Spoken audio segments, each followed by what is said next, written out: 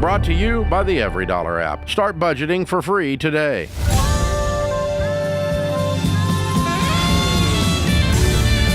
Live from the headquarters of Ramsey Solutions, it's The Ramsey Show, where we help people build wealth, do work that they love, and create amazing experiences. I am Rachel Cruze, hosting this hour with my good friend and best-selling author, George Kamel, and co-host of the Smart Money Happy Hour. That's we right. We do another podcast together. And so we are here to answer your questions. So give us a call at 888-825-5225, and we'll be talking about your life and your money. So kicking us off this hour is Marissa in St. Louis. Hey, Marissa. Welcome to the show. Hi. Happy to be on it. Love Smart Money Happy Hour. Thank you. You've got your two favorite hosts then sitting you planned here. it right. It really is. My question is, should we get a high deductible, high premium health insurance plan or a traditional health insurance plan? My husband and I are on baby steps 4, 5, 6, and we just had our third baby in November. Oh, congratulations. Fun. So exciting. Thank you. Are you guys relatively healthy people, would you say? For the most part, yes. Our two older kids have both had to have tubes in their ears twice. So that's not fun expense to have to pay. But Sure. Other than that, we're mostly healthy. Okay. Yeah, because I feel like for me, George, that's kind of how we've decided it overall of like Health of the family. Yeah, I mean that's kind of the way we've dictated it. I mean, I don't know There's about kind you, of but there's kind of like a spectrum, almost a bell curve if you think about it, and you go, right, if there's a ton of health issues in the family, the high deductible health plan could be good. Because you'll hit your out-of-pocket max, and it's going to be 100% covered. And if there's very little health issues in the family, it could also be good. And if you're somewhere in between, you might want to go with a traditional plan. Now, I have chosen to go with a high-deductible health plan. I love the low premium. You guys are in baby steps 4, 5, 6. You can take on a little more risk from the insurance company by having that higher deductible. And I love the fact that you get the health savings account with many of these high-deductible health plans. And that's a really cool health savings tool, but also kind of a life hack retirement option as well, because you can invest inside of that, and it's triple tax advantage. So I'm just a big fan of the high deductible health plan, but again, it's a very personal decision based on the health of your family. Have you guys priced out both, Marissa? Yes, we have. And the reason why we're going through all this is because with the third kid, we decided I wasn't going back to work. And so we're going from everyone being on my health insurance plan to now all of us being on my husband's. Got it. Yeah. And what would be the out-of-pocket max on his plan now for the whole family? I believe it is $16,000. $16,000. Okay. And how much do you have in the emergency fund? We currently have $17,000, but with me not going back to work, we're about to up it to $25,000. Yeah, I think that'll give you some peace. And again, you can price it out. You can even talk to, Healthcare Insurance Pro through RamseySolutions.com to help you kind of navigate some of this. And you can crunch the numbers.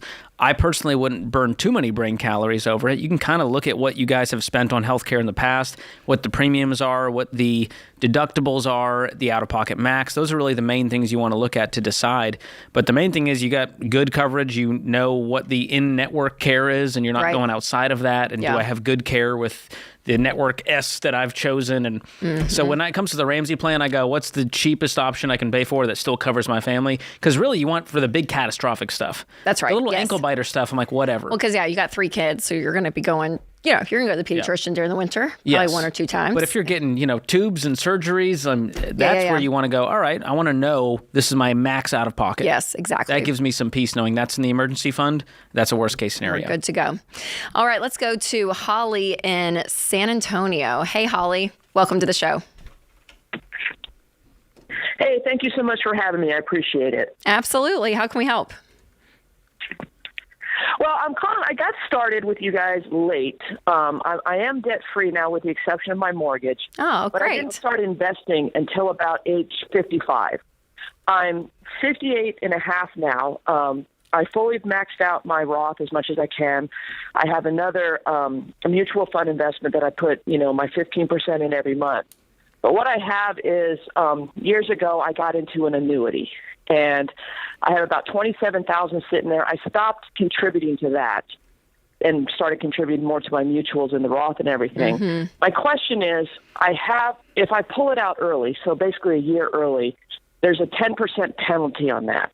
would it be valuable for me to just pull that out now, roll that into my mutual funds, or should I wait for a year and then pull it out when I hit that 59 and a half? What does the 10% penalty amount to? What's the dollar amount? I have about $27,000 in there, so it's about $2,700. Okay, and what would you pay to keep it going for the next year until you can cash it out without penalty? It's nothing. I'm not putting anything into it or anything at all. It's just sitting there. Then, I mean, I'm doing the math on this going, all right, I could pony up $2,700 or just leave it for a year. That's not a long amount of time at this stage of the game. So it might just be worth waiting. Okay. Is it a variable? What type of an annuity is it, Holly? Like a variable or a fixed? I got to be honest. I believe so. It's been sitting there. It's not earning anything at all. Totally. Yeah. Yeah, they do not have good returns, and I'm sorry that you even fell into this trap. Annuities make sense for almost nobody, and the only one that would even be okay in the Ramsey world, if you really wanted to do it, is a variable annuity. But even then, you're better off investing. These are used to prey upon people who are scared of the stock market, who want the stability, but they don't realize they're missing out. And there is actually more risk in missing out on the returns. And so I would just let it sit. You know, the damage is done. You're going to be okay. Do you have a good nest egg? Are you going to be able to retire when you want to? I would probably, I would love to retire at 65, but I'm also of the mindset that if I'm still doing good and enjoying what I do, I'm just going to keep going. So, absolutely, yeah, that's great. I'm working on building as much as I can. I'll get a teacher pension as well, so that'll help. But I want to work as long as I can to build it up as much as I can. Yeah, if you continue to max out retirement accounts from, you said you're 58 and a half for the next 7 years or so, well, your investments are going to double in that amount of time if it gets an average 10% rate of return. So you should be hopefully in good shape with the pension and everything you've got going on, but I wouldn't let my foot off the gas for sure. No, absolutely not. But awesome. I thank you guys for all your help because you've helped get me to this spot, and I can't thank you enough. Oh, that means the world. You did all the hard Holly. work. Yeah, you did it. So yeah, for sure. Wait a year so you don't have to pay that 10%, but then I would take it out and invest in, like George said, kind of that 7-year mark. Because I always just say easy math, Holly, too, if you're like, okay, because if you pull it out and put it in a mutual fund, you're going to get, $55,000 or so. Yeah. Just sitting way there. more than you have in the annuity. Tons. I mean, it's crazy. So these annuities, Rachel, they're being peddled more. Well, it's because of the advisors. And it's because of the fear element that people are. I mean, and especially after an election year, when the housing market even feels like, oh my gosh, everything just feels big and scary out there. And it feels safer to put your money in something like an annuity because you don't have the risk of everything. But yet your money's it's not making the return it could. And they're so expensive. The amount of fees and commissions built into these. They make a lot, right? The financial. I mean, it's why they push whole life in annuities instead of telling you, hey, just go invest in your 401k. You'll be. They got to make their money. And so I don't like these quote unquote wealth strategists and advisors that are really just insurance salespeople. Not a George. Sorry, Rachel. Really got just under my skin. Coming in hot today. Coming in hot with high deductible healthcare plans and annuities. It's a hot show. It's a crazy show out there. This is The Ramsey Show.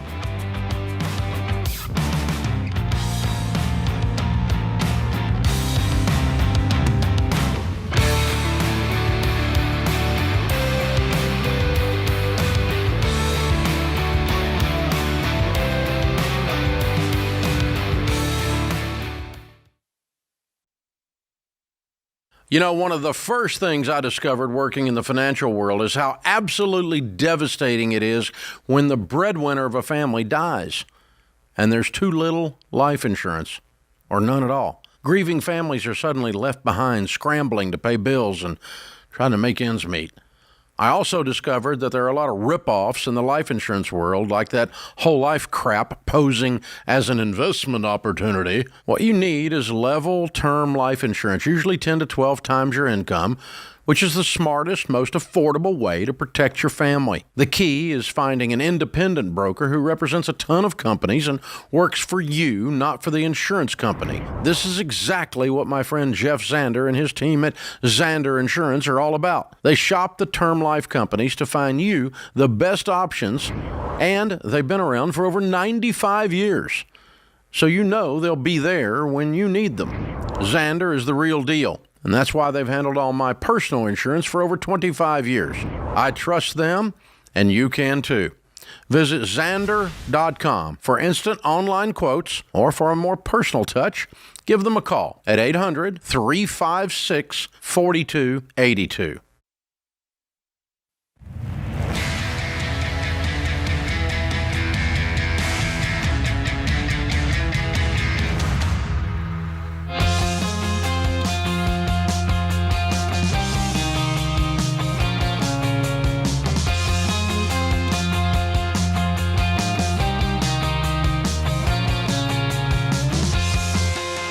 Welcome back. Going to the phones, we have Sarah in Riverside, California. Hi, Sarah. Welcome to the show. Hi, thank you for having me. Absolutely. How can we help? So I have some guilt and pride around using child support money. So I was in an abusive relationship, and by the grace of God, I was able to leave when my son was about 3 weeks old. Oh, my gosh, I met my now husband when my son was 6 months old, and he's now 12.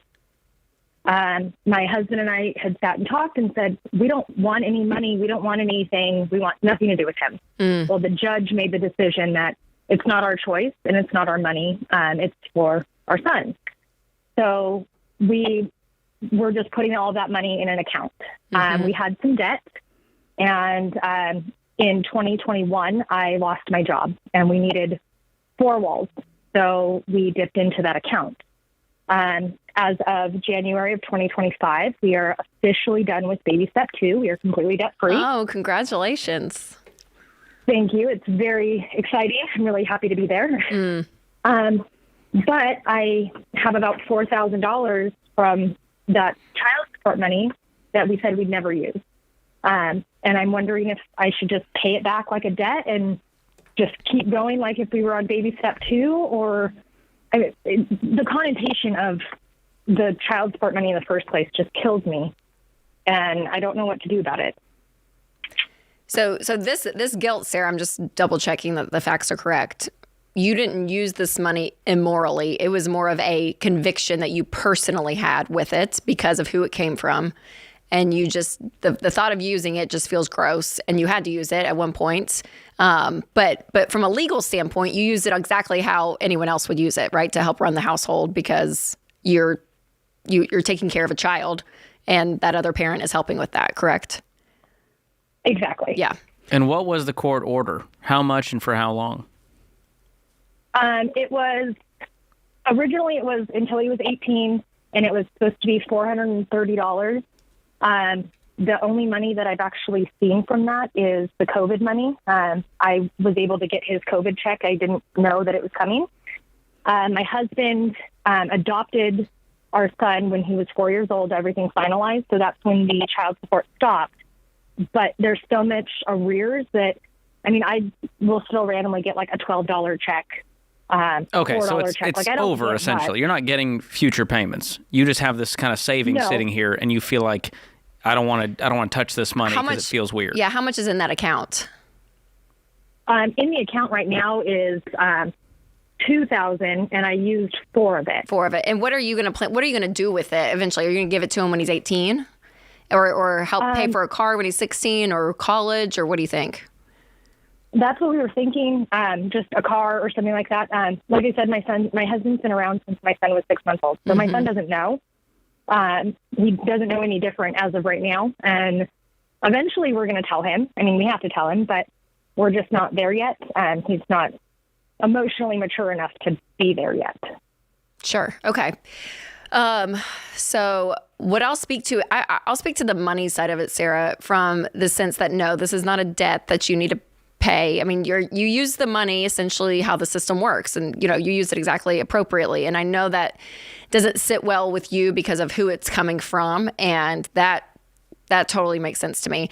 But I think kind of the quote unquote debt going forward, which is not a debt, but is to say, okay, how can we best set up my son to have a life where he, from a financial standpoint, understands money, doesn't have to walk through this debt-free journey, and we're setting him up in order to do that. And that looks like things like maybe college, or helping with his first car, whatever that may look like for you guys. And for me, I wouldn't hold on to that emotional $4,000 anymore, because I think you need to release that.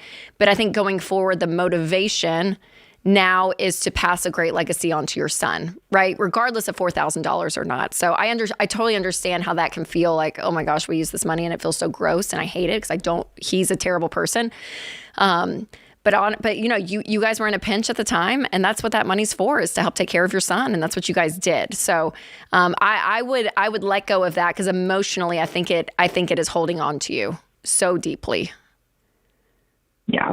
So in the filing definitely. cabinet of your brain, we need to refile this. Instead of child support money from an abusive, awful relationship, this is changing my family tree money to set up my child for a better life than the one I experienced. Yeah, and Sarah too, give yourself a little bit of grace. If this was a $60,000 thing or something, and you were like, oh my gosh, you was supposed to use it for a down payment on a house, or you know what I mean, I feel like a lot of this magnitude and weight from a dollar standpoint, I feel like we could go at it a different way, because I could see, the more money it is, the more weight it feels, right? So, So with this $4,000, I want you to release it for you, Sarah. Again, it's not about the dollars at that point. To me, it's that emotional attachment that's still there to him, and I want that released from you.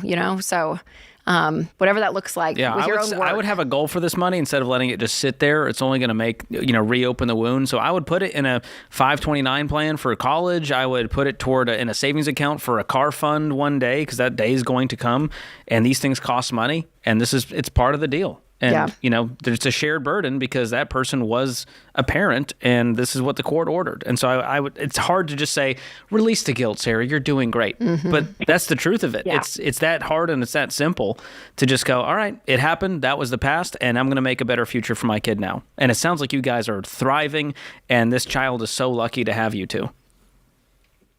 Yeah, he's definitely blessed. My husband is literally a godsend, and he took him on like his own. And like I said, nobody knows. There's a couple people, like family knows, but he doesn't know. And my husband stepped up in more ways than I could ever even pray for. Mm. Well, and give yourself so much credit, Sarah, because we talk to so many people on this show, and women specifically, that are in a situation, and they don't feel like there's a way out. And whether from its financial type abuse, where a husband's withholding and not allowing, controlling, to physical, emotional. I mean, you can fill in the gaps. And the spectrum is wide. And to break that cycle is so difficult. And as Dr. John Deloney says, who works with so many people in this area, says that it's rare to have someone actually break it. So when you do, it is a something to be celebrated. It's an applause. I mean, it really is, Sarah. So I mean, I just commend you for that. I know that was 12 years ago, but that's incredible. Absolutely incredible. Yeah, George, when we think about part of the baby steps and what she said, I loved, because it's baby step. They're past baby step 2. They're moving on for that fully funded emergency fund and so forth. And there is something so freeing from the sense of, yes, the dollars and cents are there, right? We're being wise with our actual tactical money. That's, very important. But it's so much bigger than that. It is like the place where money sits in our lives, the value of which we give it. And when you are out of debt, you have that emergency fund. You don't have to be obsessed with it. You don't have to stress about it, because you're setting yourself up so well. And what that speaks to your kids in a household is everything. Like, to me, that's part of family changing the family tree. It's not just from a monetary standpoint, but from an emotional standpoint, that money doesn't have to be a stress point in our lives, because we have control over it. Yeah, and there's a lot of belief there. People think there's some sort of like financial DNA that you're born with because of the environment and place and parents, but we're proving it with Sarah that you can break chains. You might be the first one in your family to become debt-free, to create a better life for your kid to go to college debt-free, for you to have a home that you own free and clear, for you to become a millionaire. And it's something you get to choose, and it's a daily choice, and it's one of the hardest patterns to break because of all the shame and guilt from the past, and your belief system is so tied up. And you talk about this in Know Yourself, Know Your Money, the different money classrooms you grew up in. It really shapes you, and you have to really try to break all of the bad stuff to get to the good stuff. Totally, yeah.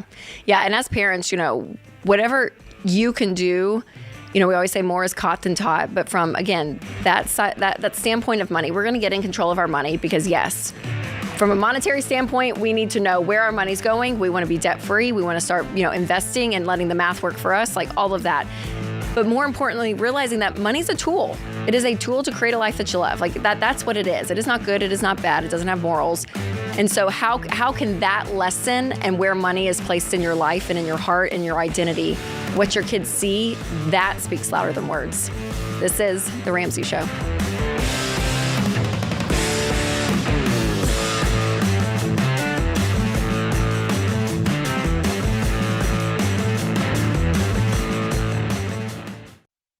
People tell me about their experiences with big banks all the time. Bad service, fees that nickel and dime them to death, and predatory lending that tries to catch them in never-ending cycles of debt. So if you're ready for a bank that puts people over profits, check out Fair Winds Credit Union. I recommend Fair Winds because they share our Ramsey values of helping people get out of debt and live generously. If you go to fairwinds.org/Ramsey, you'll see the combined checking and savings account bundle they created just for Ramsey fans. This account bundle is designed to help you take control of your finances and stay out of debt. And Fairwinds also has a great mobile app that's safe and secure so you can manage your transactions with peace of mind. Fairwinds has been helping people avoid big bank traps for 75 years. So go to fairwinds.org/Ramsey to learn more. It's easy to join, no matter where you live. That's fairwinds.org/Ramsey.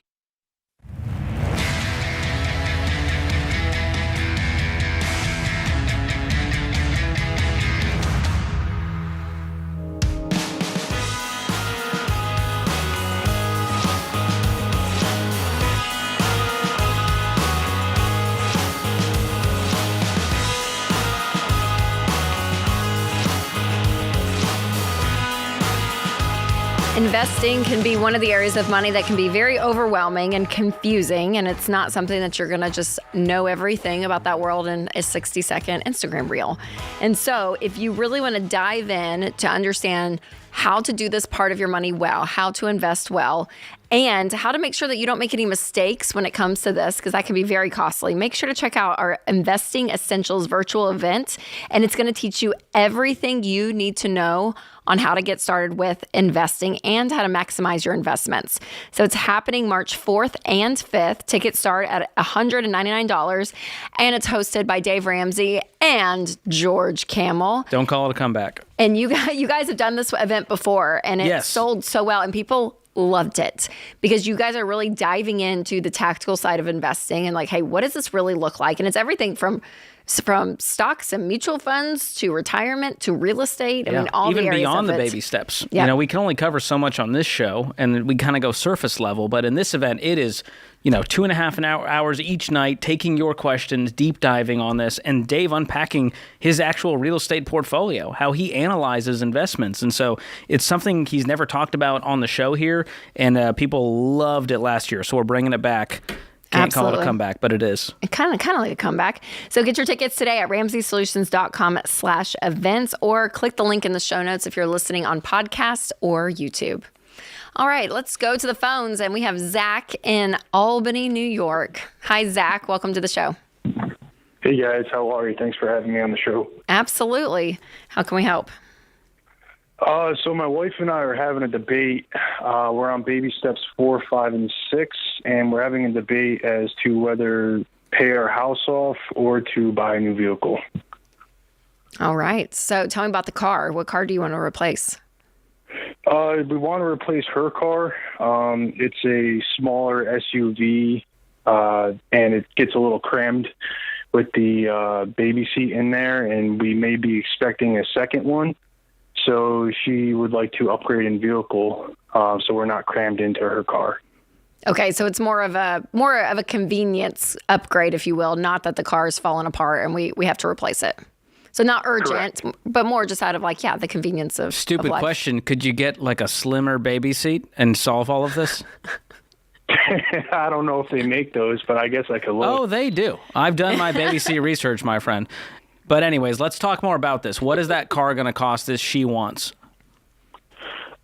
She's looking at a GMC Yukon. We would buy used, not new. How big is your baby, man? What's that? How big is your baby that you need a Yukon? Well, we already have one, and we would like that. We maybe having a second one soon. So just comfort, Okay, yeah. Okay. It would be in the price George, range of like be 50 nice to Zach. 60,000. 50,000? Yeah, 50 to 60,000. We are on baby steps 4, 5, and 6. We are baby steps millionaires. Woo! How much do you guys make a year? We made $290 this year, and we're on track to make about $315 this year. Incredible. Good for you guys. Good for you guys. What's left on the mortgage? The mortgage is $186, awesome. And we would be paying cash from a brokerage account that's non-retirement that we've been saving up for land. But we put a kibosh on that idea since we may be having a second baby now. Okay. So how much is in there? Priorities have shifted. Yeah, how much is in the brokerage account? About $80,000.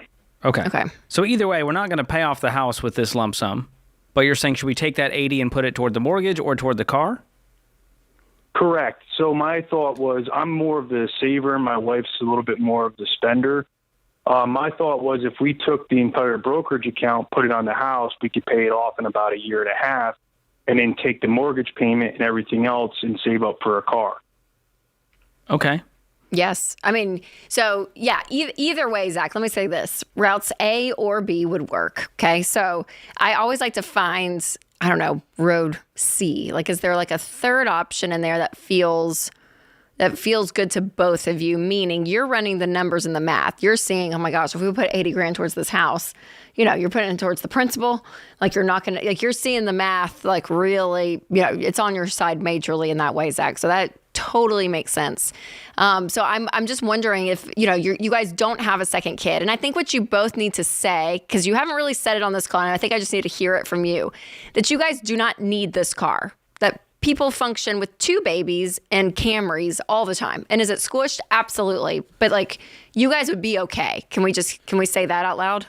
I 100% agree. I'm trying to be a good husband and do right by my wife because I am the money nerd. And I know this is something she wants. I hear you. I hear you. Hard for our money. Totally. No, I hear you. And the car is not bad. Getting a Yukon is not bad, Zach, at all. But I want to make sure, because this is where lifestyle creep a little bit starts to play in. And I think if you both said, yes, we do not need this, we would be fine. We could have 2 babies in the car that we have now. It's a small SUV. We would be fine. But I would love a great SUV. That's what I would love. I would love it. Rachel said what I said, just in a nicer way. No, and America loves her. But I want her, and I want you guys to be on the same page of why you're buying it, because I don't want her to be like, no. It's like, I have to have this. I can't. It is just too. Everything is just too small, and I can't do it.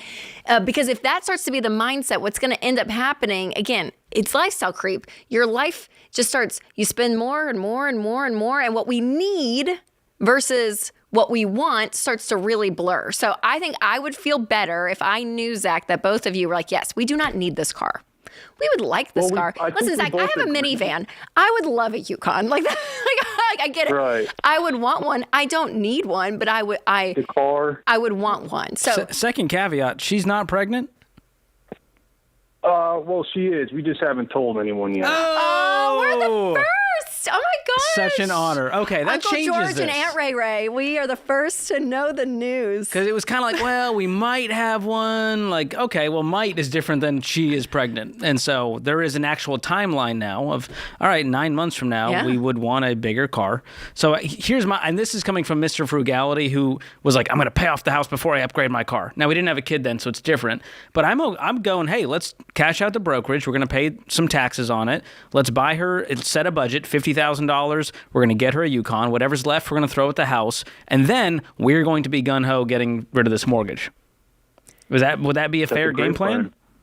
Because either way, a great plan. Yeah, that's a great option. Yeah. With your income, the house is paid off within a year or two, right? Yeah, you guys are going to be fine, especially because of your income, right? If you guys were making $100,000 I would slow all of this way down. But you're buying too much car. But you guys make $300,000. Okay, I want my question answered, Zach. Do you think your wife, would she emotionally say, yes, this is a complete want? It's not like a need, like we absolutely have to have it.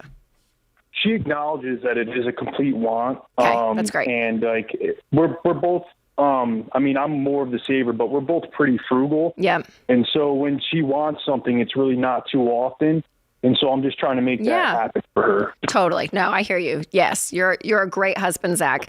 So yeah, I would move forward. I would buy it. And again, especially that since you guys for sure are having two, and from an income standpoint, what you guys have left on the mortgage and all of it, I think you guys will be in a great position. And you guys are baby steps millionaires. So I'm just curious, are you going to buy new or no? He said used. He said used.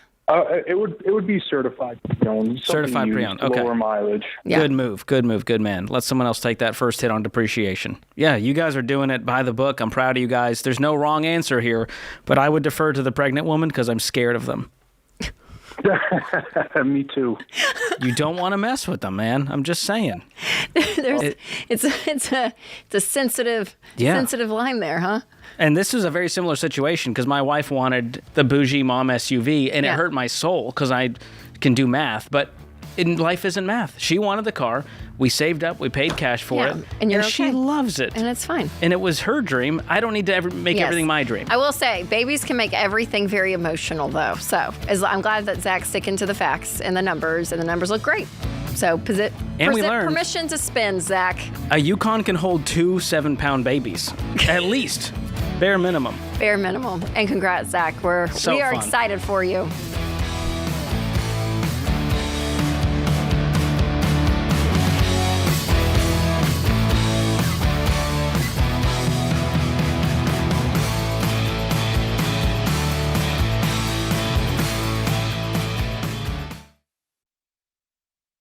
What does the future hold for business? Ask 9 experts and you'll get 10 different answers. Economic growth or a recession. Business taxes will go up or down. AI will help us work, or it will replace us all. But there's no such thing as a crystal ball. That's why more than 40,000 businesses have future-proofed themselves with NetSuite by Oracle, the #1 cloud enterprise resource planning system. Ramsey Solutions uses NetSuite, and you should too. Whether your company's earning millions or even hundreds of millions, NetSuite helps you respond to immediate challenges and seize your biggest opportunities. With one unified business management suite, there's only one source of truth for the visibility and control you need to make quick decisions. NetSuite's real-time insights and forecasting help you see into the future with actionable data.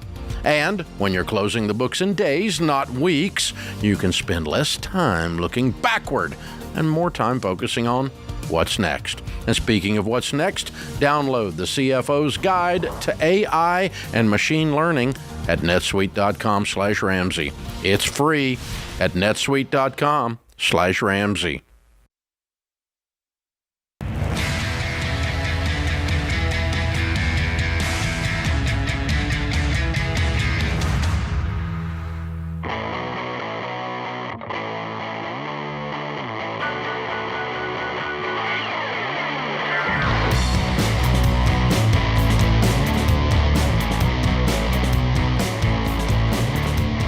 Today's question of the day is brought to you by YRefi.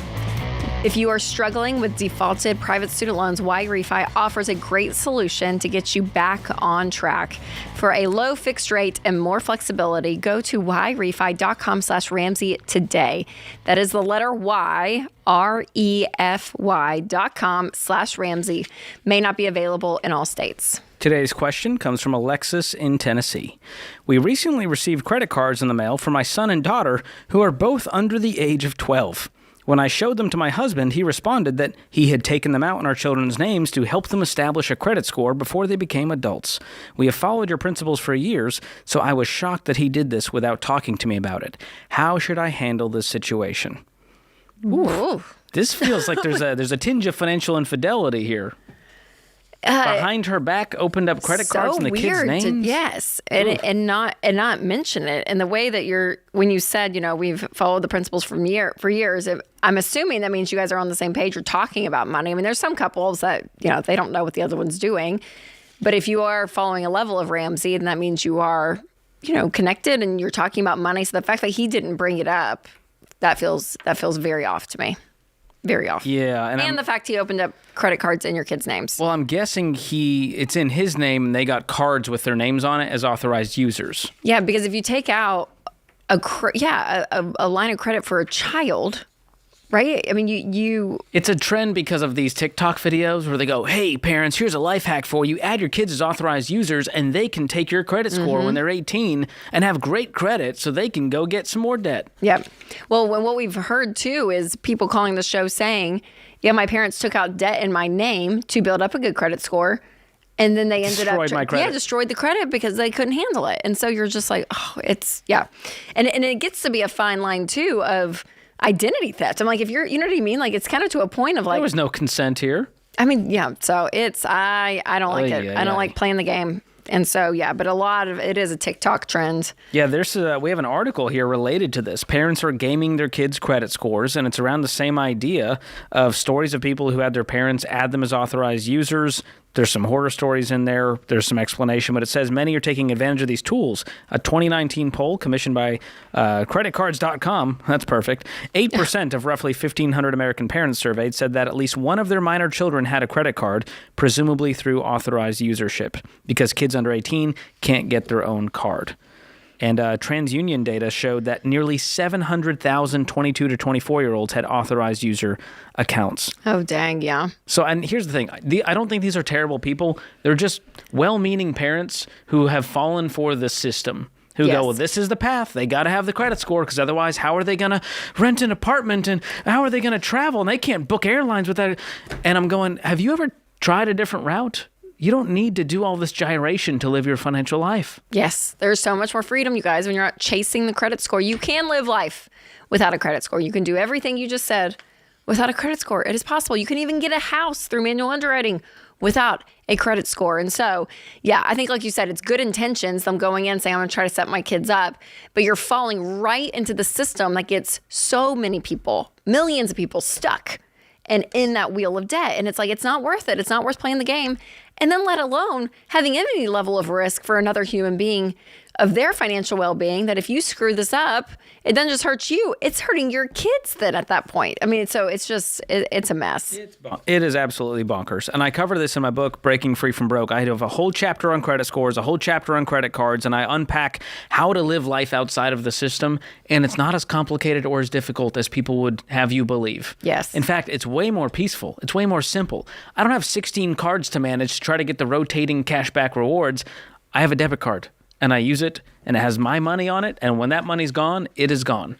You know what's funny, George? I feel like when things are less complicated, they feel less sophisticated, right? Ooh, Everyone's like, oh, but that's so boring. That can't be the smartest way. Yeah. There's got to be so many other hoops to jump through. And you can live your life that way financially. You can. But you're going to be exhausted. You're going to be exhausted, again, with a system that is set up to screw you. Like, that's what it is. It's not there to free you and for you to be financially free. They want you in the system because they make so much money off of you. But when you exit out of the system and you're like, you know what?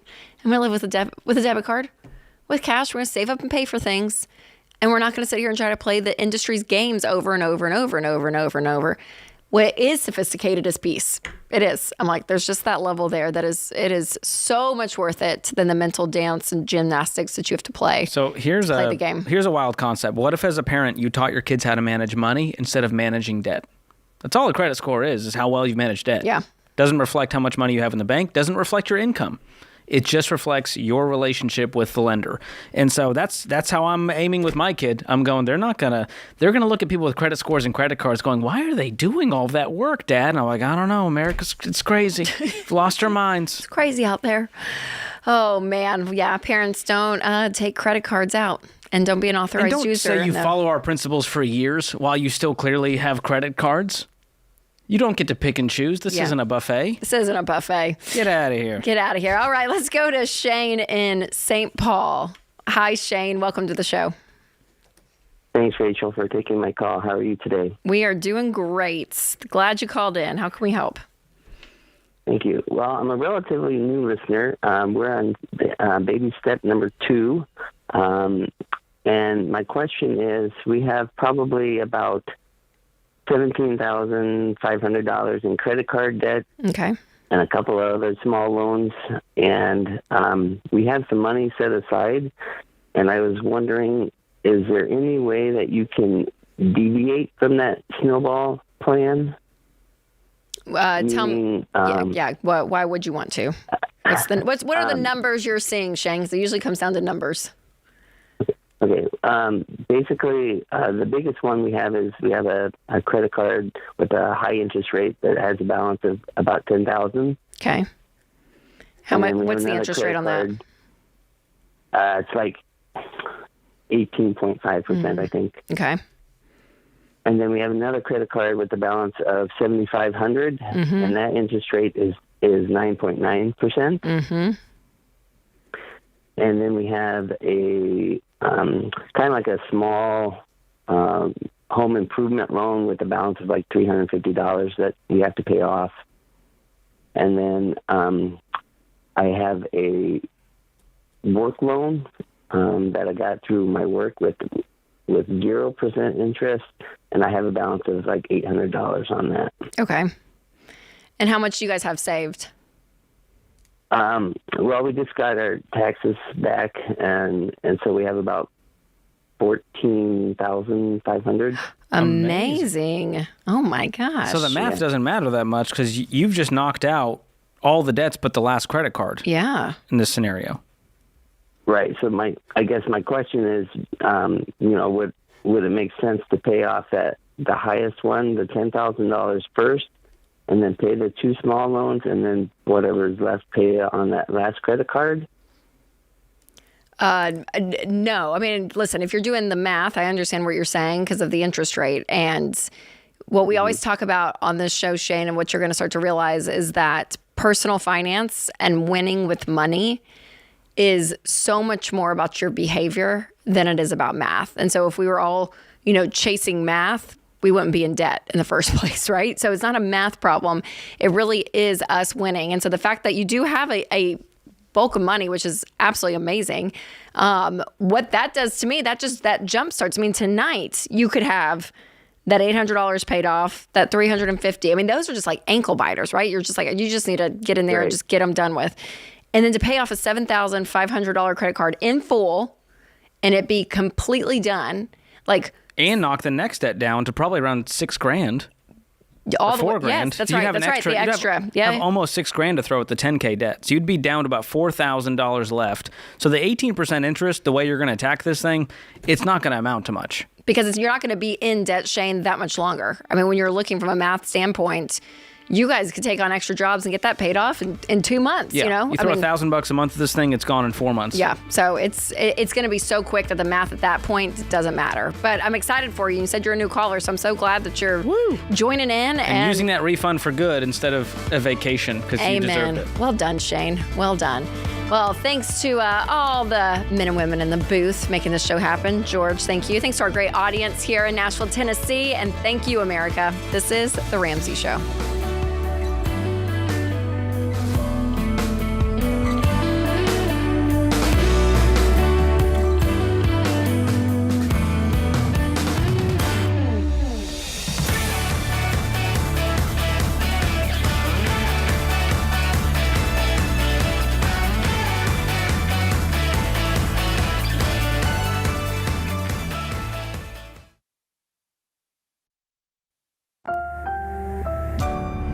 Brought to you by the EveryDollar app. Start budgeting for free today.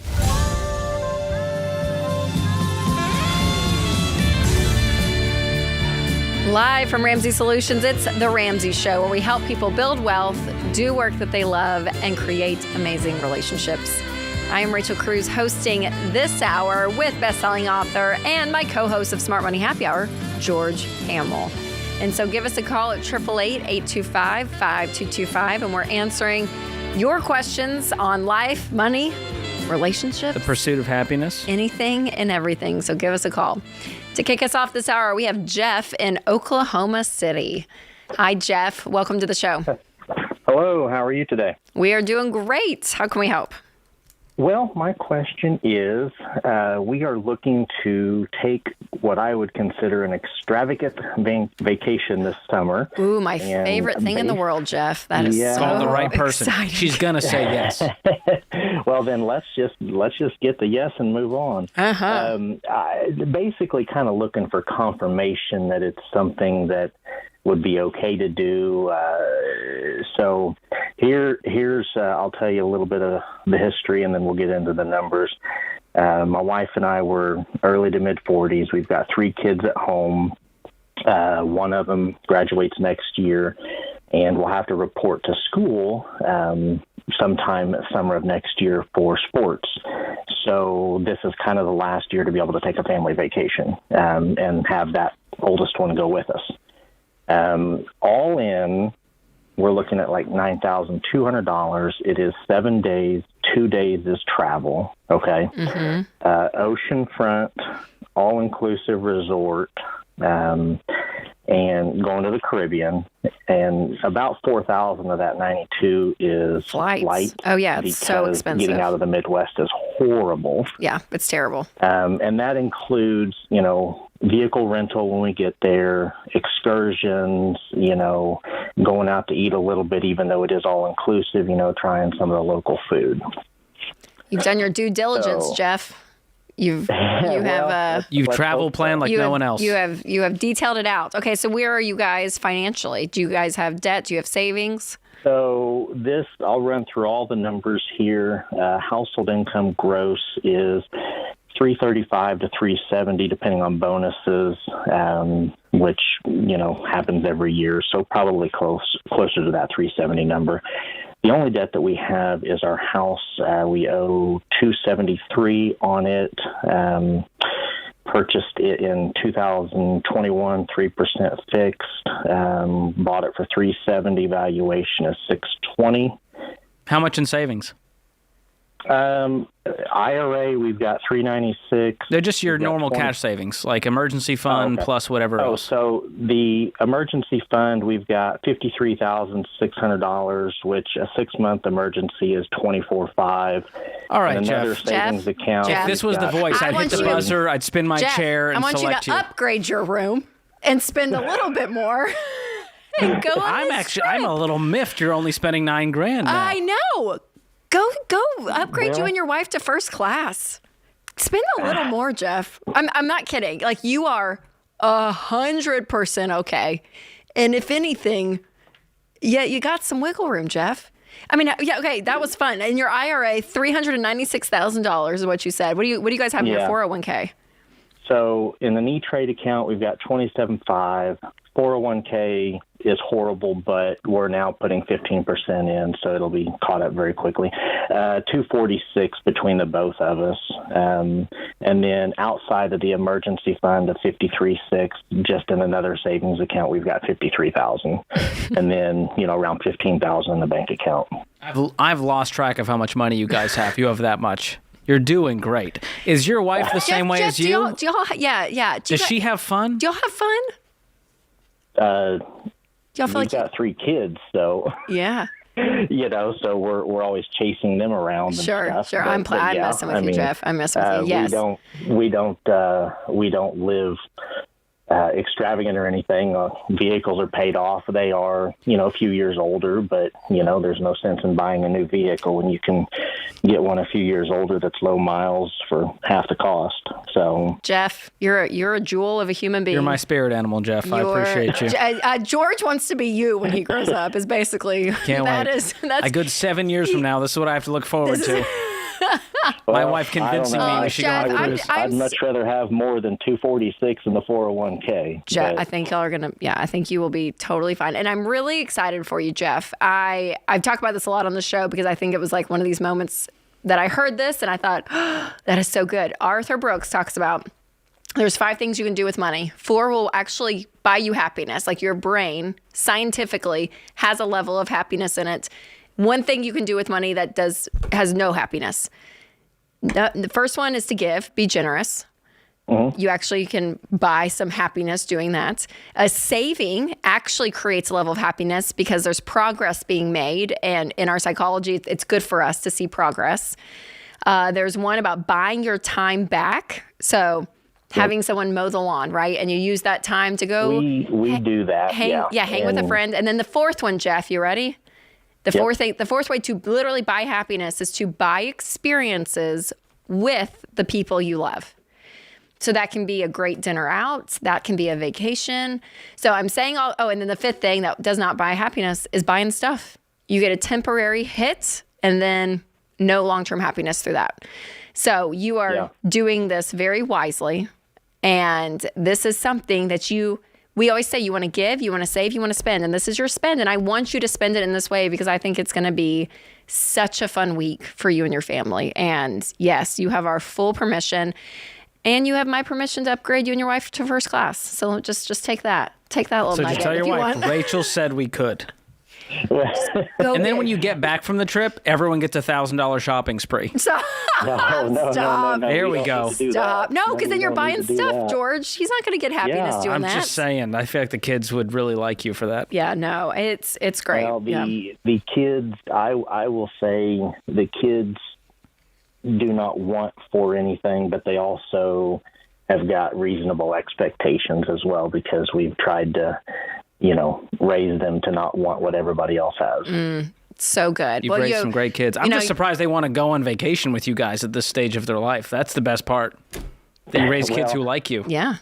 Well, the oldest one, the 17-year-old, it depends on the day. But the other two, they're under 12, so mom and dad are still pretty awesome. That's Jeff, sweet. This is gonna be so fun. And I'm kind of messing with you, but honestly, one of the most powerful financial principles is contentment. And Jeff, you just sound like such a content guy. Like your priorities are so in line. And when you live like no one else, we always say you get to live and give like no one else. And Jeff, they're going to be living like no one else in the Caribbean with a paid for vacation, making great money. And just doing it. It's awesome. And Jeff will be tracking it in his Excel spreadsheet. Jeff will be. He's the dad who had the MapQuest printed out, ready to go for the trip. Like, this is the dad I aspire to be. 100%. I love it. Jeff's going to know. And they make such a great income. I am not worried for a second about their retirement. No. And it's $9,000, right? It's not $29,000 or something. We're not talking about that. So based on what he said, they're already baby steps millionaires or very close to it in their early 40s. Jeff, I really am. I'm so excited for you and your family. Enjoy that Caribbean vacation. It's going to be so fun. Send us a picture when you come back.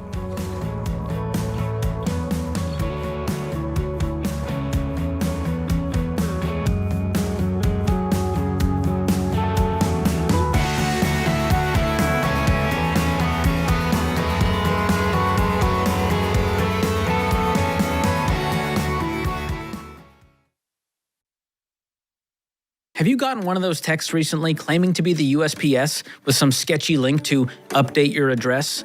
It's annoying and a little terrifying. And you probably think to yourself, I should do something about this. But where do you even start? Well, as your nerdy friend who does the research for you, I found the solution. They're called Delete Me.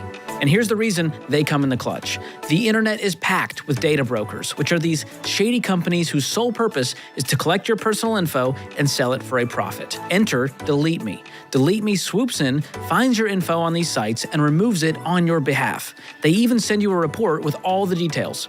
And so far, for me personally, they have reviewed 27,000 listings, removed my info from 240 data brokers, and saved me 66 hours in the process. I trust Delete Me to help protect my family, and I trust them to help you too. You're going to get fewer spam texts, fewer phishing emails, and fewer creepy robocalls. And Delete Me also makes a great gift for other people in your life that you care about. Individual plans start at just $9 a month, so take an easy step to protect yourself and your loved ones today. And as a Ramsey fan, you'll get an extra 20% off any of their plans at joindeleteme.com/Ramsey. That's joindeleteme.com/Ramsey.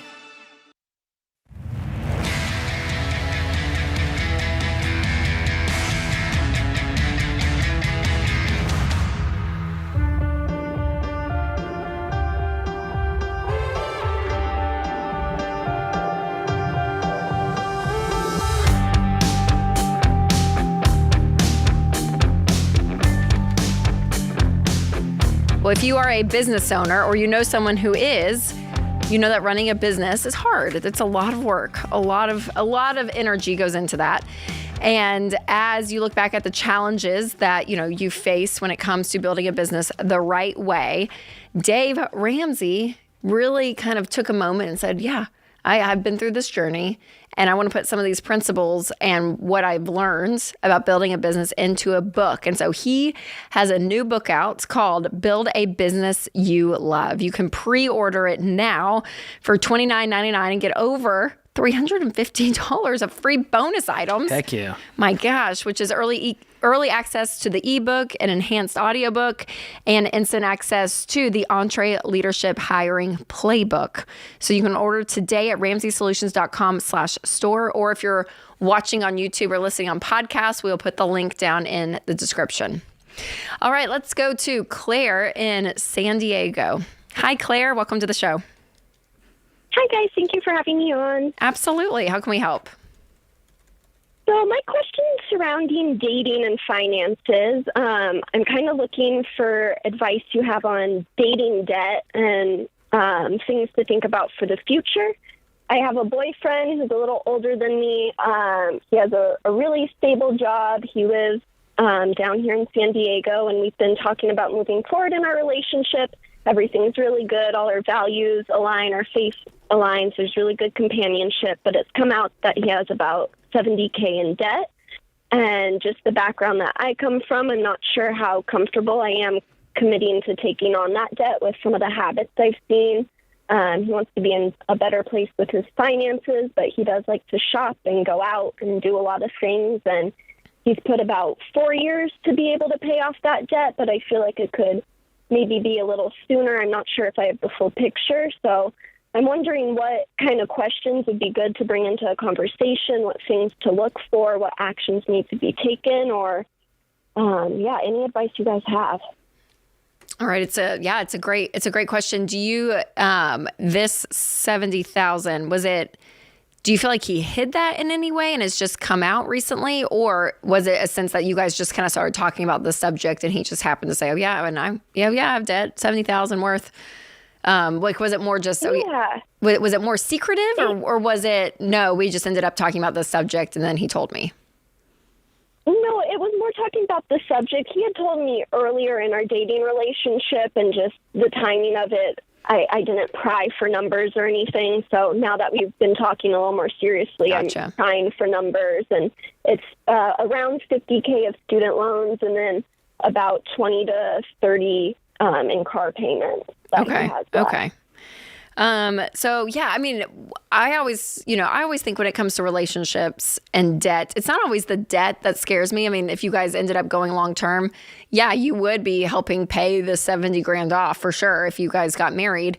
But again, the debt, couples have tackled more than that, coming into a relationship. So I would not marry someone because of that personally.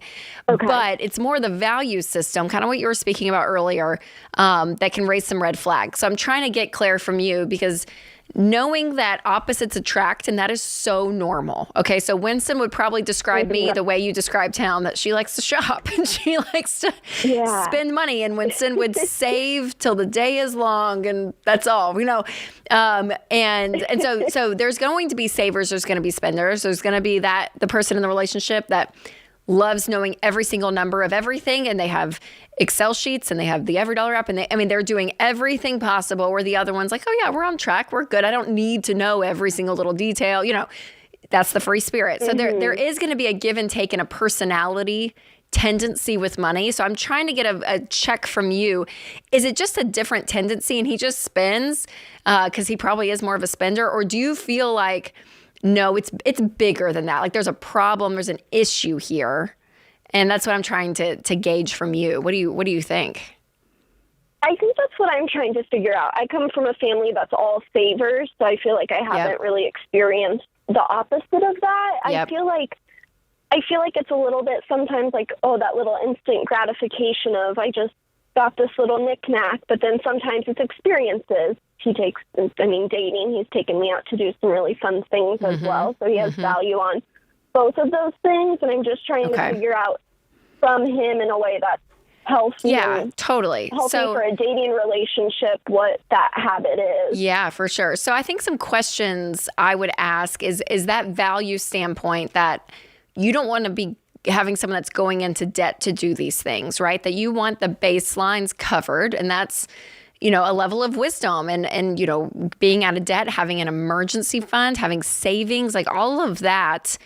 That is wisdom. And we want all of those first and foremost. And then if there's some extra that, yeah, we can spend on top of that, but making sure with him, like, hey, is living with debt in that lifestyle, you know, what does that look like for you? What's that value system? And if he really is like, oh yeah, I don't want to, you know, I want to be able to get out and I don't want to live with credit cards and debt and all of that, then that's a checkpoint, right? It's like, okay, that's good.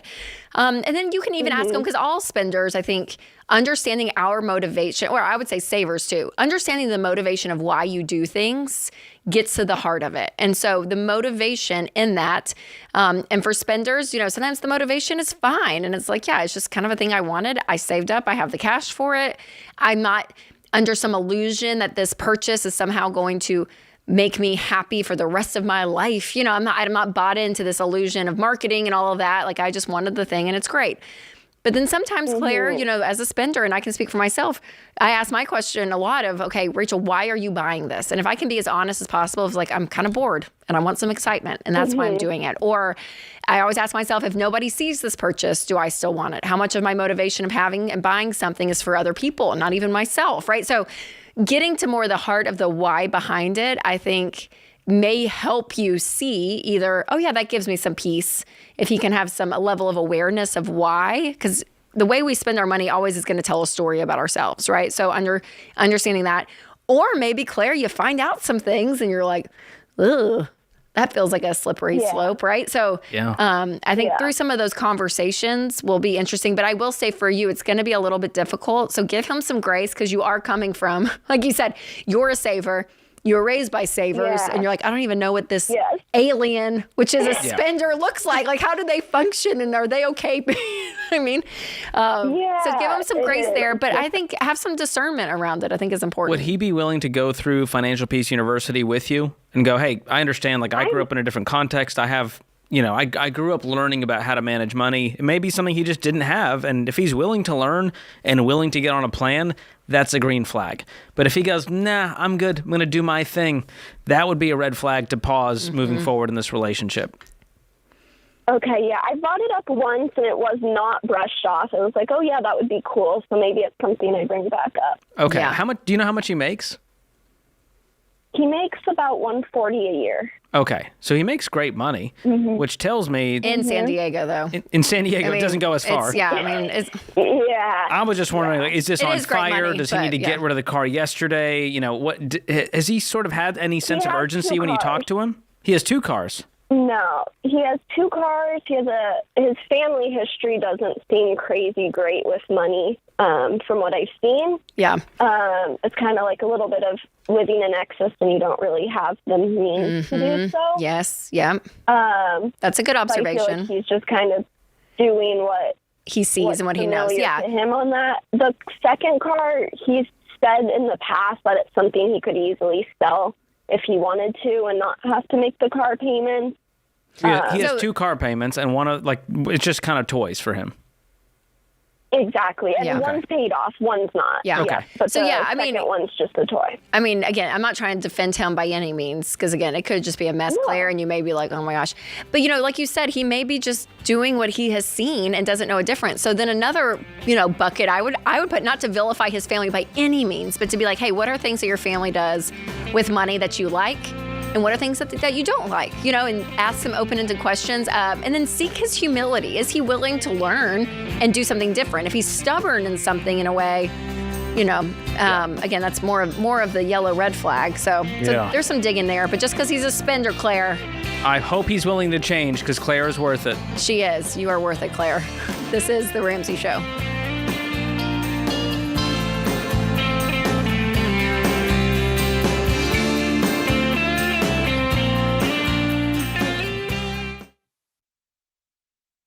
Hey guys, what's up? It's Jade Warshaw. And look, if there's anybody who knows about student loan debt, it's me. My husband and I had $280,000 of it. But we were able to dig ourselves out, and you can too.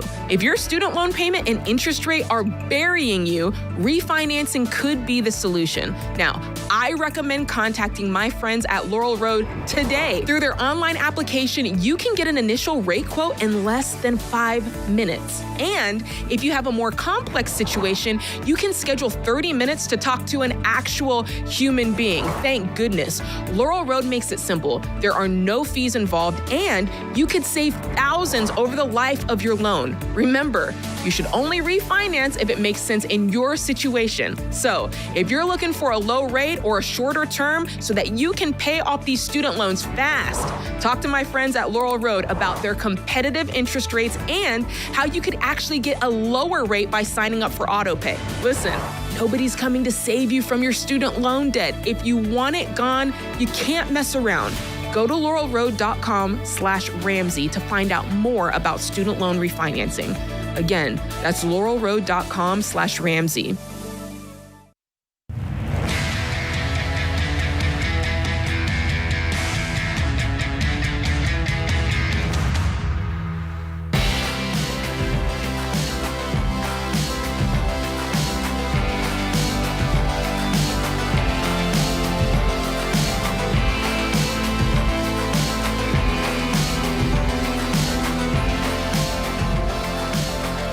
Going to the phones, we have Paul in Washington, D.C. Hey, Paul. Welcome to the show. Hey, thanks, guys. This is such an honor. And you guys have been such a blessing to my wife and I as we got through Financial Peace University. So thank you so much. Amazing. Yes, absolutely. Well, thanks for doing it. Thanks for being a listener. How can we help? Yeah, so here's our situation. So my brother and sister-in-law surprised us by opening a 529 for our newborn son. Oh. And at first we were appreciative, but when we asked how it works, since we didn't really know much about the logistics of 529s, they revealed to us that we can't contribute since the 529 is under their name, and that we would have to ask for their permission for how the money is going to be later deployed. Now, for us, it doesn't really feel right going to my older brother to ask for money for my son's college, let alone getting their decisions for our son's education. Yeah, or their 100%. Education. 100%. This is crazy, Paul. Why would they do that? Like, I don't understand why they wouldn't just open it up in the child's name and then hand you guys over the account. Why do they want control over that? That's kind of a part of the question that we're talking about today. Is number one, just understanding 529s. Okay. But also just more or less handling family logistics of this. Now, just to add context, I do work in a family business specifically for my brother, right? Okay. So we are planning on changing jobs eventually. Now, of course, we're thinking that we're creating a situation where the 529 almost creates a financial dependency on them that might create future tensions down the road. So ultimately, we want to know your guys' thoughts about family members opening 529s for their relatives, in this case, their nephew, and what you think we should do. So, yeah, because we're trying to, all these are great people, right? This is our family. We love them. But we want to make sure that we're doing the right thing, too, with setting up for our son so that he has the liberty and us as parents the responsibility to help him for college. 100%. So, yeah, that's our context. Yeah. I mean, no, your line of thinking is spot on. Again, I go back to it's so interesting to me that they want that level of control, because you can open up a 529 in a child's name and you give all the rights to the parents, and then the parents just handle the account over there, right? I mean, like that does happen. Well, family members do that. So I don't understand why they still want control over it. Yeah, because we did have a conversation with them, first thanking them. And we did ask them if they were able to switch it over from their name into our name so that we would just take control from there on out, kind of like give the keys to the car to us, which they declined that. And they insisted that this was their gift and they want to manage it. But are you telling me, is your child the beneficiary on that account? Our child is the beneficiary. That's correct. Okay, got it. Because you said they opened it in their name, and I went, wait, what? Are they putting themselves as the beneficiary? But no, your child is the beneficiary, but they are the owner of the account. And that's the part that gives you pause. Yeah. So here's what I would do. That's correct. I wouldn't count Accept on it. I just want to accept it. Yeah, anyone can open an account for anyone. And so that's the thing is like you just go, hey, I'm going to ignore it. If there's money there and they choose to give it to your son, wonderful. But I would plan for your own child's college and act like this is gravy on top if it ever comes to fruition. Sure. Okay. Yeah. Now, ultimately, sorry, you go ahead first. No, well, yeah. I mean, it's so, it's Paul. Gosh, the strings attached element. That's what I'm trying to get at. Is the element when it comes to families and giving gifts, right? We talk to a lot of people on the show, and there's a fine line between enabling. Some people call and they're like, "Oh my gosh, my sister still needs money because she can't hold a job. Am I enabling her or am I helping her?" Like that's the conversation. But when it's over here with just a gift, and they say, "Yeah, we want to be able to help our nephew." The healthiest way to do that is no strings attached. That I am giving this to you. I don't need control over that anymore because it's a gift. It is now yours, and because it's in your child's name, you as the parent should be responsible for that, right? So you're knee-jerk in this, and you're exactly right. That gets very messy, especially if they are wanting a say over how he's going to use it when he's 18. Yeah, what happens if he goes to a college they don't like or gets a degree they disagree with? Now it's awkward. So and they're for not those the reasons, parents. Yeah. I wouldn't worry about it. You can have multiple 529s in a child's name, so I would open one up that you guys control, and I would fund that. And if people want to gift money, have it funded in there. And if they want to put money in this account and they want to give it to your kid one day, that's great. But again, I wouldn't count on it, but I also wouldn't be like, I would let go of the resentment over this. And, unless you think there's malicious intent, it might just be them going, hey, we want control over this if we dump the money in. I understand. Now, one other aspect to this is, should we have a mature conversation with them and decline the 529 offering now? Just because I don't want this thing to turn into a mess later where it grows up to maybe a good size, to which then they become resentful that they put in all this work and effort for their nephew. Right. Only to have the parents later. Well, here's the thing. You can change the beneficiary anytime. So if your kid doesn't use it or they have whatever kids, they have grandkids, other nephews they want to change it to, that's their right as the owners of the account. And so it's nothing for you to decline. If they offer it and you don't want it, then that's on you. Okay, you wouldn't have a conversation, George. See, this is where George... If it was my older brother, I'd be like, hey, man, this just feels weird. I would sit down and have the conversation, Paul. I would, and just say, hey, yeah, and put it on you, right? It's not, oh, well, you're doing this. I don't feel comfortable as Paul, the dad. I don't feel 100% comfortable because I don't know what the next 18 years is going to look like for my child. And I just want to be able to know that, number one, college is funded, and that as parents, like, we're going to be able to do that, and we're going to do that on the side. And depending on what he wants to do with that money, I want us as a family unit to be able to make those decisions together and not involve you guys in all of them. And so that's really what we're setting up for our family. Thank you so much for the offer. If you guys want to continue to put money in there or it just sits over there, that's totally fine. And, maybe at 18, like, he may use it. He also may not. I don't want to tie my son to this either. So if you guys emotionally are great with it, have an empty hand and do it, say exactly what George said, that, and if he doesn't end up using it in this account, you can actually move $35,000 over to a Roth IRA. There's an option there, or move it to another child in the family. That's an option. But I want all of this just to be said out loud as we start this. And that's what we're feeling and thinking. But thank you so much. I mean, that's so kind of you guys to even offer. But I'm not 100% comfortable with every element of that deal. Yeah, you guys are the best. This was extremely helpful and gave a lot of clarity to a hopefully not complicated family situation. So thank you so much, guys. Yeah, absolutely. Absolutely. Yeah, that's an interesting one. Yeah, I want to know what's underneath all of this. Or is there any kind of like sibling, he's in a family business with his brother, and so there might be more to this that we can't, probably need to unpack in a therapy session versus the Ramsey show, but there might be more to this. Yeah, there could be 100%. Yeah, I mean, we get But best case, it wasn't malicious, and they just go, well, we're funding it, so I feel like we should have a say. And that's okay to say, no, we're not comfortable with that. Wouldn't that feel so weird though, George? If I can imagine saying that to a niece or nephew, like, I'm funding this. Like, my brother loves our daughter. William and Lydia, but I want to say over what Lydia's going to do. I don't know. Like, that feels so, I don't know. That feels so odd to me. Yeah. If my brother opened an account for my daughter and said, well, you don't get a say, and I get to control where this money gets used and how, I'd be like, no, then we're good. I mean, yeah. And especially a 529, because it's for education. It's not like it's this big trust fund and it's like, hey, I want to make sure the 18-year-old is like semi-mature before they get this money. But from a character standpoint, it can only be used for education. So I'm like, I don't know. There's not much you can like screw up there.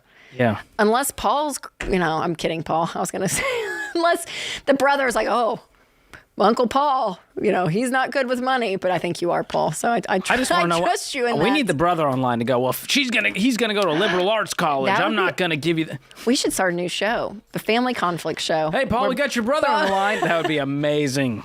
The surprise. Come on out. You are the uncle. That's a little too Maury for me. Maury. Has a little bit of that feel to it. Oh, man. Well, good times. Paul, I hope that helps, and I hope, like George said, that it's... Open up your own five. Here's what I say, Rachel. Go fund yourself. You like that? That's as edgy as I get on a family-friendly show. You're crazy, George. Go fund your own kid's 529 and not worry about what everyone else is doing.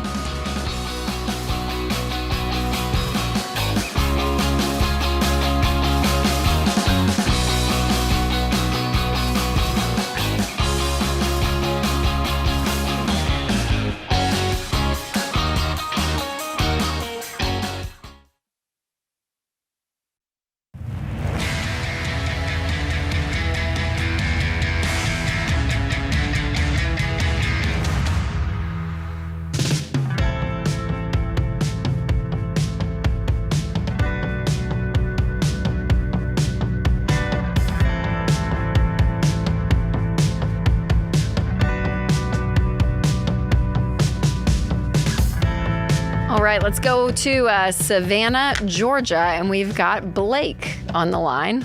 Hi, Blake. Welcome to the show. Yeah. Hey, thank you guys so much, man. I'm so excited to talk with you guys. Thank you. Oh, so glad you called. How can we help? Yeah. So I'm calling you guys today because I really need a little bit of guidance with, this part of our lives. I've been married for 7 years. We got a daughter. She's about 5 years old. And we were living as missionaries in South America. And unfortunately, we had to come off the field around July last year. And so we've been readjusting to life here in the States, which when we were gone and came back to the States, we were kind of blown away at some of the prices because they weren't the same as they were years ago, right? Oh, so yeah. Whenever we decided that it was finally time to, we got readjusted, we both got jobs. My wife makes about $31,000 a year. I'm making about, a little embarrassed about it, but I'm making about $1,600 to $1,800 a month. And so the debt that we have, including our vehicle right now, is under $15,000. And we did the every dollar budget as well. But the only hope I have right now, the only hope that I currently see if I stay at my current job, which is as a custodian, in December, I'll have an opportunity to adjust all of our benefits. And when I cancel everything out, I'll be receiving about $580 extra a month. So we'll get around to the $2,200 to $2,400 a month for me. My wife will stay about $2,100 a month. And so the only other options I have right now is to sub as a substitute. And the only thing I've been doing extra so far is I've been trying my hand at door dashing. And sometimes, that's not been the very best ideas, but I'm not really sure what to do because the only degrees I have are, from my Bible college. And so we got a master's in ministry, How old are you guys, Blake? Pastoral. I'm 34 and my wife is 29. Okay. So great. Well, let me first just say, I would not be embarrassed by that amount. I think that you're doing hard work and you guys are just shifting what life has looked like. I mean, up until this point, you guys were living one life. You're coming back and doing something else, right? And so that does not speak to who you are as a person. And so much in our world, our salaries and our income and our net worth becomes our self-worth, right? That is such an American mindset. And so I understand it feels defeating because you're like, I'm working really hard and I feel like I'm not making enough to support my family. So all of that tension, I'm so glad to hear, because also like we get calls on the show and they're like, my husband won't go to work and we don't have enough to make ends meet, and you're like, they won't swallow their pride. Yeah, they won't swallow their pride and just do what you're doing. So like, there's so much upside for you, Blake, even from just the attitude of how you're approaching all of this. So just hear us say that first and foremost. And who you are and your character, honestly, is what takes you far in life. It's usually not a college degree and what you got your degree in, quote unquote, because half the people don't even use their degree. And so, so I think there's a lot of upside. So I'm curious, Blake, for you, you're 34, like what would you want to be doing at 40? Like what is a job? What is a career path? What is a line of work that gets you excited? Right. So the thing I've always been excited about was when I was 15, man, that's for us, like God's been a big part of our lives and he saved me when I was 15. And the most exciting thing in the world was seeing missionaries come by our church. And I'm like, man, I answered that call to go. Well, when we had to come off through a lot of tears and stuff, like we couldn't go back. And so I don't think right now that's an option, but I would love to be in ministry regardless of what we're making. But the only thing that I've ever done that I've enjoyed was, putting what I've learned into other people. I guess that would be called mentoring. But I'm not really sure work-wise what the answer to that would be. I'm sorry. Okay, no, you don't have to be sorry. We're going to give you a resource to help with that. Before we leave the call, our phone screener is going to pick up and give you Ken Coleman's book, Find the Work You're Wired to Do. It comes with a Get Clear career assessment. I want you and your wife to take that, because I just think you guys can do better. You need to do better for your family, and that's going to mean finding a career you can sink your teeth into instead of just odd jobs. And let me also tell you this, any job can be a ministry. And I know that you can work within the church system, and that can be a real blessing. But, man, there is so much ministry to be done outside of the church, too. And I want you to know that there is immense purpose regardless of where the Lord takes you. And I hope that it just encourages you to look beyond the scope of just, well, if I'm not a missionary, who am I? What am I going to do? Right. Yeah, thank you for that. I'd love to take the assessment. Yeah. Have you guys, you said you did your every dollar budget. I'm curious, how much does it take to run your household each month? So I know we're about, the last time I looked at it about 3 weeks ago is the first time that I did it. And that's how I got connected with you guys. We're about $734 in the red. Okay. And so if we're bringing home about $3,800 a month, then we're in a hole about, I guess about $4,500 from where we're renting right now. How much is your rent? So the rent's $1,375.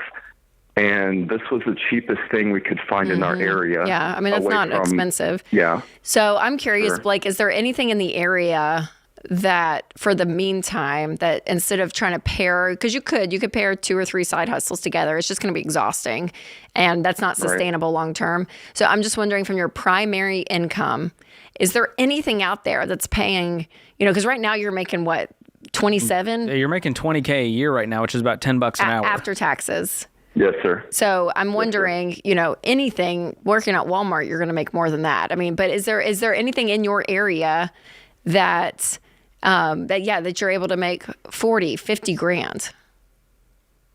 So I've been looking for, ever since July, and I've been trying to find that answer. The only things that we've got for entry level work is about $16.50 an hour. And right now we're getting about $16.75. Because we put into benefits, unfortunately, at the school, and that won't change till next year when we can cancel those. All the entry-level work is about $15.50 to $16.50, unless you specialize or have a degree in something or have prior experience to it. Yeah, and I'm even wondering if there's people in your area that because Ken Coleman talks about this a lot, that so much of our work and getting that next step or that next job is more about the people it's not about the application. And so, in your realm of people, just maybe your church community, even asking around there. Yeah, if there's a business owner and they need admin work, right? I mean, like anything like that, or even some remote jobs, Blake, which might drive you nuts being in the house all day. I don't know, because you're probably an active guy, but if there's anything, within your community, that I think that's going to be your best bet, Blake, between now and, the next year. Instead of putting together, which you can, and you're going to have to do something soon because you can't be in the red for long. Can you guys cut your expenses? It still feels like there's a lot. I mean, you still have thousands more in expenses every month, even beyond your rent. Sure. So when we went to it, we actually adjusted it to what would be the most ideal situation for us, and we completely cut out every extra spending that we were doing. How much is the car payment a month? So that one is $275. Okay. We owe about $8,300 more on it, and I don't think we could even. That was another lesson learned, but I don't know that we could sell it for enough to. You're be underwater able to on it. Another. Yeah, is that what it's underwater? Yeah. Sure. Is that the only debt you guys have? Other than that, we just have 4 credit cards. So since we started your budget, we paid off my lowest one about $500 something. We paid half of my wife's lowest one after that. So we're doing the snowball. Okay, that's great. Well, you guys are making progress. Okay. Yeah, that's great. I mean, between, now and March, I probably would be doing some side hustle stuff. And if there's anything that you can do that goes straight to the consumer, we always find that you're going to make more doing that. So even if that's tutoring, you said that you're, a substitute teacher. So if you can even tutor, doing something like that for the meantime, but looking for that main income to go up is going to be the key and kind of getting you on that right path. We're going to give you, Ken Coleman's career assessment. So make sure to do that, Blake. And if anyone else is new like Blake and you want to know where you are with the baby steps, make sure to go and check your progress and receive a personalized plan. And you can click the link in the show notes, which is titled, Are You on Track with the Baby Steps? And complete that quiz. And this hour is up, George. Good and times. We'll see all of you guys live on radio and in the Ramsey app coming next.